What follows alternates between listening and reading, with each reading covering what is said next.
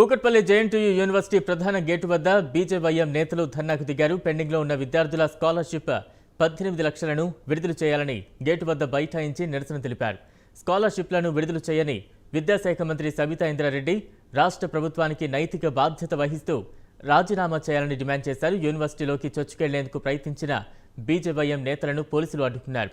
దీంతో పోలీసులకు నేతలకు మధ్య వాగ్వాదం చోటు చేసుకుంది.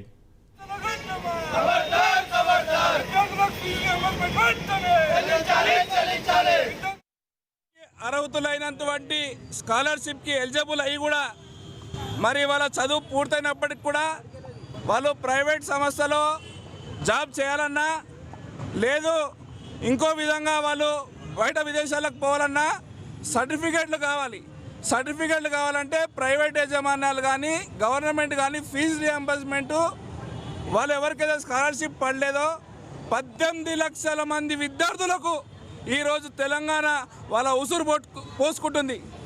మరి 5,000 కోట్లు నిధులు ఉన్నప్పటికి కూడా దాన్ని తప్పదవు పట్టించి మరి విద్యార్థులకు స్కాలర్షిప్ రాకుండా ఈ ప్రభుత్వం సిగ్గుండాలని కానీ విద్యార్థులతో ఈ తెలంగాణ తెచ్చుకొని విద్యార్థులతో సెలగాటం ఆడుకుంటా ఈ టీఆర్ఎస్ ప్రభుత్వం వెంటనే